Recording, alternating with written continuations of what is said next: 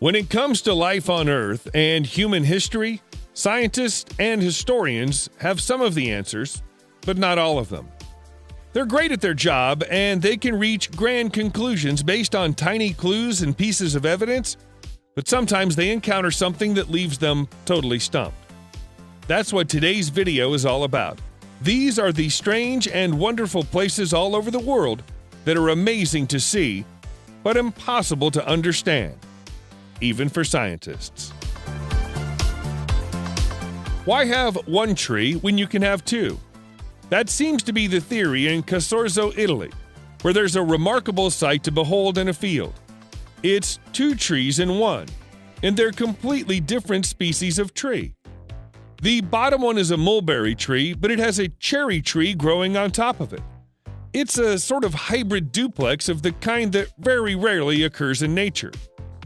While smaller trees do occasionally grow on top of larger ones, it's very unusual to see two fully grown trees cohabiting and thriving like this.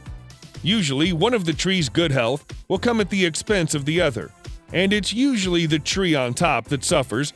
As the beautiful white flowers on the cherry tree demonstrate, that isn't the case here. Unsurprisingly, the strange tree has become a tourist attraction for the area, although it's had to be fenced off for its own protection so that people don't get too close. Climbing it is illegal. Mystery surrounds the origins of the Hedenter in Austria. It's believed to have been built during the reign of the Roman Emperor Constantius II, who ruled between the years of 351 and 361, but that's little more than a best guess. The ancient Romans sometimes built structures like this to mark the site of significant military victories. That would make a degree of sense, because the ancient city of Carnuntum once existed in this spot and played host to around 50,000 people surrounded by a walled fortress. The settlement is long gone, but the one remaining arch of this building remains. For several centuries, it was misunderstood as the gateway to the old city. As so little of its true history is known, plenty of myths and legends have grown up around the Hedenter.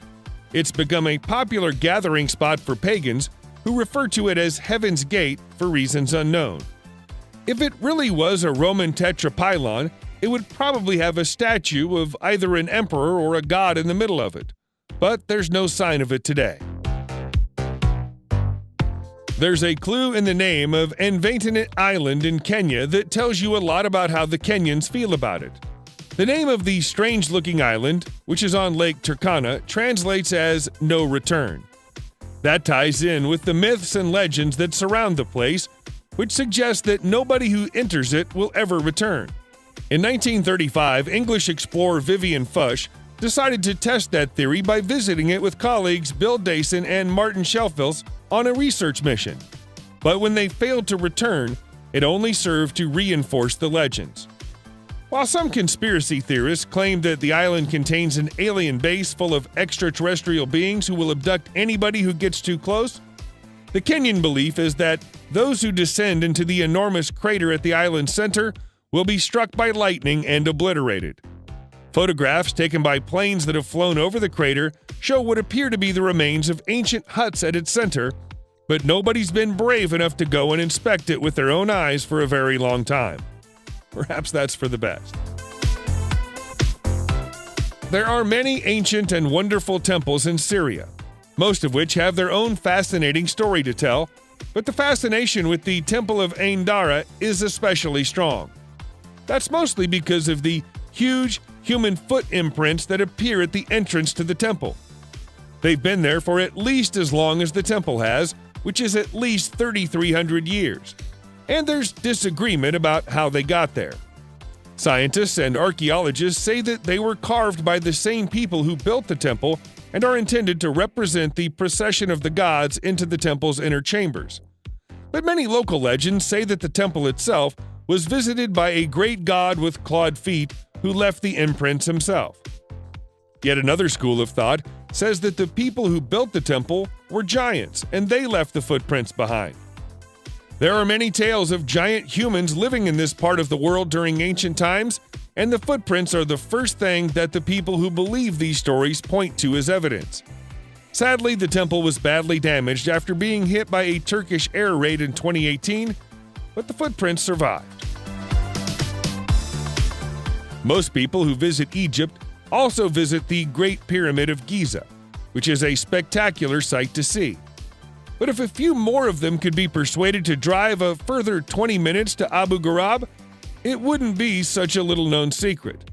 The old city contains a structure that is, or at least was, a sun temple and was dedicated to the great god Ra.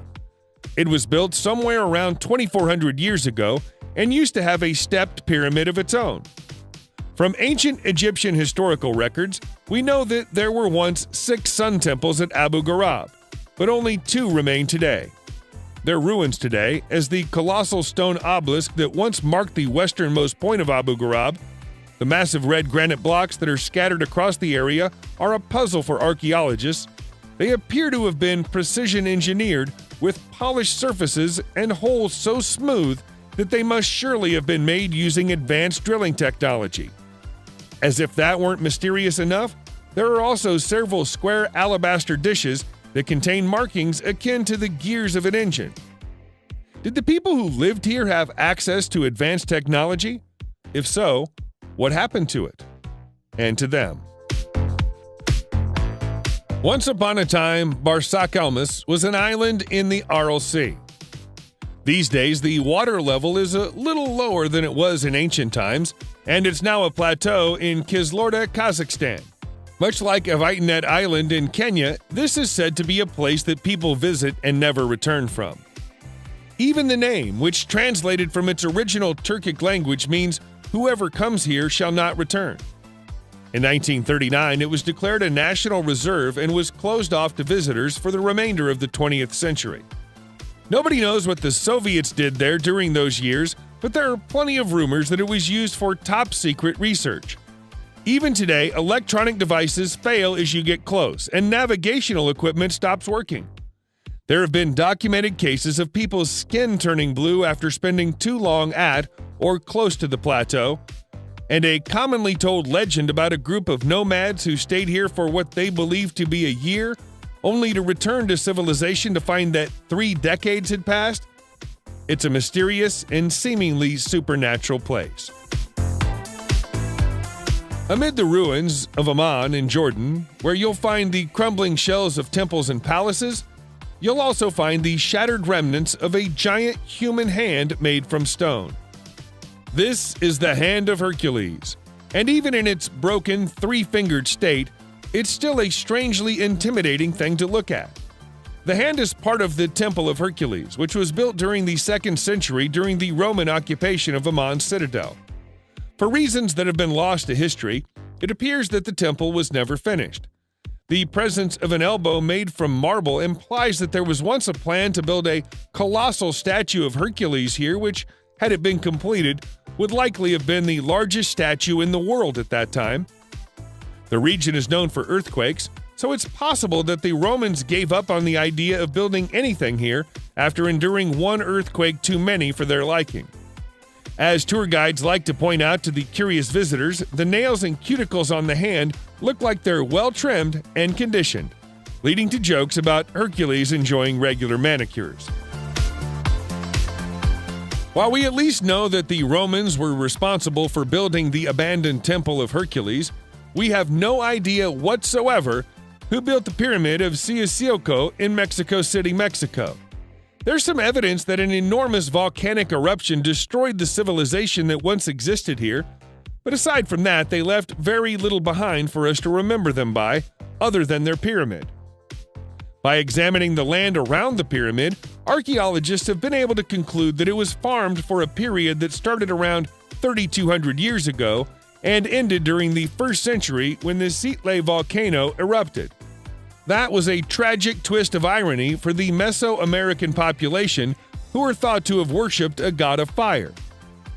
While some historians believe that the entire population perished in that disaster, there are some who believe that the survivors fled to other parts of Mexico and took elements of their culture with them. Eventually playing a role in the rise of Teotihuacan, while there are no humans living here anymore, there's a thriving population of rattlesnakes and tarantulas. making it a somewhat hazardous place to visit.